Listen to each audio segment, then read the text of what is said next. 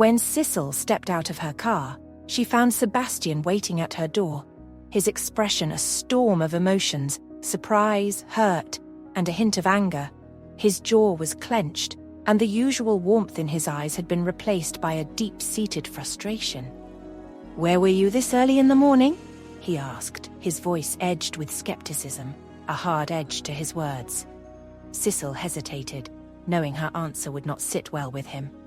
"I went to see Ethan," she admitted, her voice barely above a whisper. "He left last night without having the birthday cake, and I wanted to give it to him." Sebastian's expression twisted in disbelief. He laughed, but it was devoid of any humor. "So, you went to see Ethan," he repeated slowly, emphasizing the name.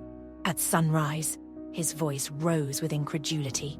"Why on earth would you do that?" Her own frustration bubbled up at his tone. "I just wanted to make sure he got the cake. It was important to me," she shot back defensively. "Important to you?" Sebastian's eyes narrowed, his voice dripping with sarcasm. "You could have waited until a reasonable hour. What if I decided to visit Lily at this time of day? Would you be okay with that?" "That's not the same thing, Sebastian, and you know it," Sicil retorted, her voice rising. "Ethan is my boyfriend, and I care about him. I wanted to make sure he was okay." "And what about us, Sicil?" Sebastian took a step closer, his eyes blazing with a mix of anger and pain. "Am I not important to you? Does what I feel mean nothing?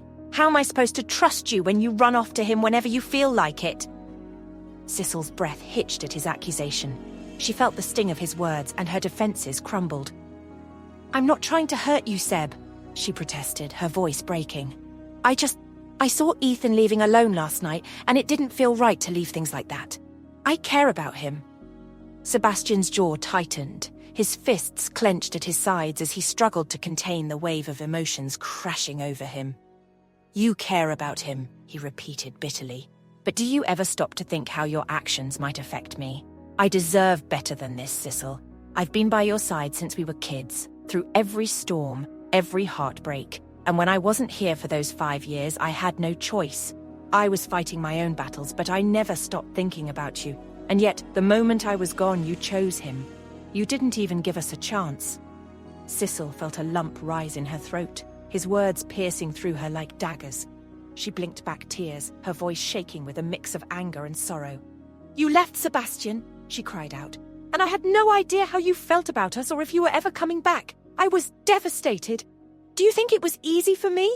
You were my closest friend, the one I always turned to, and then you were just gone. And when I came back," Sebastian interrupted, his voice raw with emotion, "I found you with him, with Ethan, the boy who swooped in while I was away. I waited for you, Sicil. I've been waiting for you my entire life, even when you didn't know it. But now I'm standing here, wondering if I've just been fooling myself all along." Sicil's eyes blazed with a mixture of guilt and defiance. "Ethan was there for me when you weren't. He loved me, he cared for me, and he never once asked for anything in return.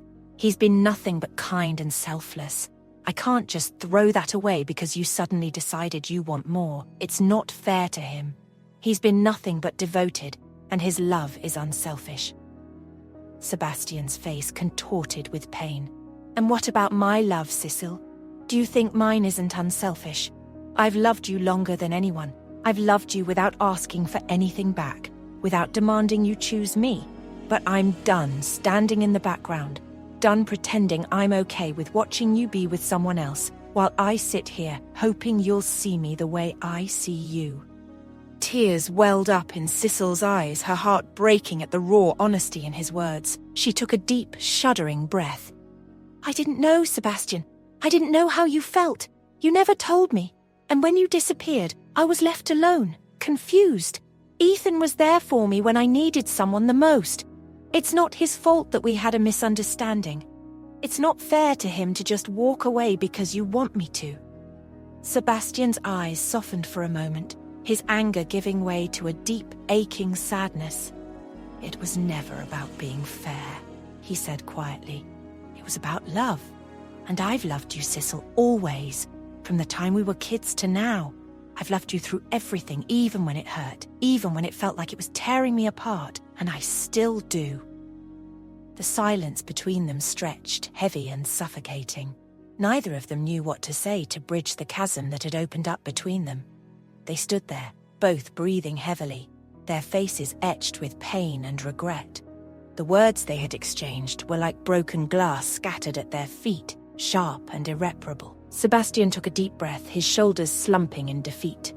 Without saying anything more, he walked to the car and opened the passenger door for her, a gesture that was painfully familiar, yet filled with a new, unbearable tension. Sicil hesitated, her eyes searching his for a moment of reconciliation, but all she found was a mix of sorrow and resignation. She slipped into the seat, the silence between them now deafening.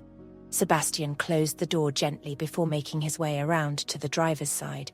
He slid in without a word, his face a mask of stoic calm, but his eyes betrayed the storm of emotions still raging inside him. They drove to the office in silence, the weight of their fight hanging heavy in the air. Sicil glanced at him several times, her heart aching with the urge to reach out, to say something that would make things better, but she couldn't find the words. And Sebastian, for all his usual charm and wit, remained stone-faced, his hands gripping the steering wheel tightly. As they arrived at the office, Sebastian parked the car but made no move to get out. He sat there, staring straight ahead, his knuckles white. Sicil opened her mouth to speak, but no sound came out. The rift between them felt insurmountable in that moment, filled with years of unspoken words, missed chances and regrets. Finally, without looking at her, Sebastian spoke, his voice barely above a whisper. "You can go ahead, I need a moment." Sicil nodded, feeling a fresh wave of tears welling up. But she fought them back. She stepped out of the car, closing the door gently, as if afraid that even the sound would shatter whatever fragile things still remained between them. As she walked away, she couldn't shake the feeling that this fight had changed something irrevocably between them. And she had no idea how they would ever find their way back. Sicil entered the office hesitantly, the familiar space between her and Sebastian now filled with a heavy, lingering tension from their earlier fight. As she walked in, a few colleagues greeted her, wishing her a belated happy birthday. She forced a smile, offering polite thanks, but her mind was elsewhere, stuck on the hurt she had seen in Sebastian's eyes. She spotted Sebastian at his desk, already immersed in a call with a supplier. His voice was steady and professional, but there was a stiffness in his posture, a clear sign that the morning's argument still weighed heavily on him. It pained her to see him like this, so distant, so unlike the Sebastian she knew. Sicil sat down at her own desk, trying to focus on the seating arrangement file for the upcoming event. She stared at the screen, the words and numbers blurring together as her thoughts kept drifting back to him. She glanced up occasionally, watching as Sebastian managed his calls and typed away furiously, but his usual energy was gone. His face was drawn, his eyes dull, and Sicil felt a pang of guilt twist in her chest. The clock ticked by slowly, each second stretching the silence between them like a taut string ready to snap. Sicil could feel the weight of the unspoken words pressing down on her, and she knew she had to do something. She couldn't bear to see him like this, especially knowing she was the cause of his pain. Finally, as lunchtime approached, she gathered her courage. Her voice was soft, almost hesitant as she spoke up, breaking the silence that had become unbearable. "Seb," she said gently, "would you like to join me for lunch? I think we could use a break." Sebastian's fingers paused on the keyboard, but he didn't look up. His jaw tightened for a moment, and when he finally spoke, his voice was flat. "I'm not hungry, Sicil. You go ahead and take your lunch break." Her heart sank at his response, but she forced herself to nod. "Okay," she murmured, trying to hide her disappointment. "I'll see you later then." She turned away, giving him the space he seemed to need, though it hurt to leave things unresolved. As Sicil left the office, she couldn't shake the image of his sullen expression from her mind. She knew he was hurting, and the thought gnawed at her. Even at lunch, sitting alone with a plate of food in front of her, she found it impossible to eat. The tension between them had stolen her appetite. She pushed the food around her plate absently before giving up entirely and deciding to return to the office early. When she walked back in, she noticed Sebastian glance up briefly, a flicker of surprise in his eyes. "Back so soon?" he asked, his voice softer than it had been earlier. "Yeah," Sicil replied with a small, forced smile. "I didn't have much of an appetite." Sebastian's heart twisted at her words. He felt a pang of guilt, knowing he had contributed to her lack of appetite. He replayed their argument in his head, wincing at the memory of the mean things he had said. He had lashed out, driven by jealousy and his own insecurities, and now he didn't know how to take it back. He wanted to apologize, to tell her how deeply sorry he was. But every time he opened his mouth, the words seemed to stick, tangled up in his pride and his fear of making things worse. Instead of speaking, Sebastian decided to take a small step to show he cared. He ordered a tray of her favorite snacks, a quiet peace offering, an unspoken apology. When the snacks arrived, Sicil looked at them in surprise. She glanced at him and he finally met her eyes, his expression softer than it had been all day.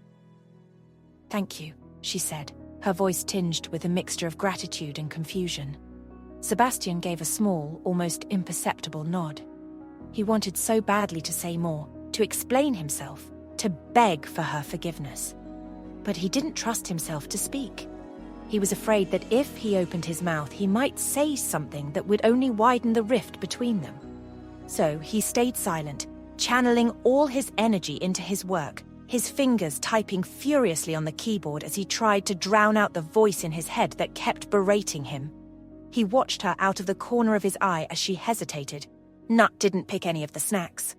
Her gaze fixed on her laptop screen, clearly trying to pretend everything was fine. He could see the sadness in her eyes, the way her shoulders slumped slightly, and it made him feel even worse.